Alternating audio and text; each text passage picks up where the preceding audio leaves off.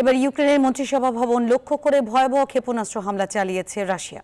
এতে নিহত হয়েছেন অন্তত ৩ জন আর আহত হয়েছেন ১৩ জন। হামলার বিষয়টি নিশ্চিত করেছেন ইউক্রেনের প্রধানমন্ত্রী ইউলিয়া সিভিরিদেস্কো। ইউক্রেনের বিমান বাহিনী জানায় রাশিয়া এই হামলায় রেকর্ড সংখ্যক ড্রোন ও ক্ষেপণাস্ত্র ব্যবহার করেছে।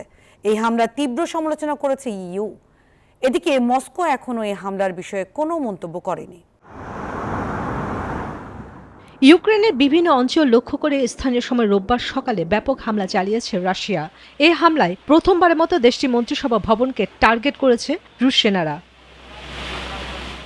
ইউক্রেনের প্রধানমন্ত্রী ইউলিয়া সিভিরিদেঙ্কো তথ্যটি নিশ্চিত করেছেন। তিনি বলেছেন, যুদ্ধ শুরু হওয়ার পর প্রথমবারের মতো এই সরকারি ভবন লক্ষ্য করে হামলা হয়েছে। এতে ভবনটির ছাদ ও উপরের অংশ ক্ষতিগ্রস্ত হয়েছে। ফায়ার সার্ভিস কর্মীরা আগুন নেভানোর কাজ করছিল বলে জানান তিনি। কিয়েভের মন্ত্রিসভা ভবনের ছাদ থেকেও ধোঁয়া দেখা যায়। এর আগে শহরের কেন্দ্রীয় সরকারি ভবনগুলোকে লক্ষ্যবস্তু করা থেকে রাশিয়া বিরত ছিল। ২০২২ সালে রাশিয়ার আগ্রাসন শুরু হওয়ার পর এই প্রথমবার মন্ত্রিসভা ভবনে সরাসরি হামলা হলো।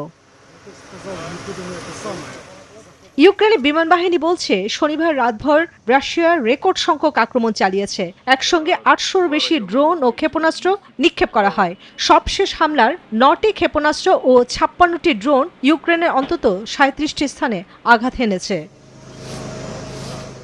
ইউক্রেনের প্রধানমন্ত্রী সিভিরিদেঙ্কো সামাজিক যোগাযোগ মাধ্যমে লিখেছেন, শত্রুরা প্রতিদিন দেশের মানুষের মনে ভয় ঢুকিয়ে দিচ্ছে। এরই মধ্যে এই হামলার নিন্দা জানিয়েছে ইউরোপীয় ইউনিয়ন। চন্দ্রানী চন্দ্রা, নিউজ 24।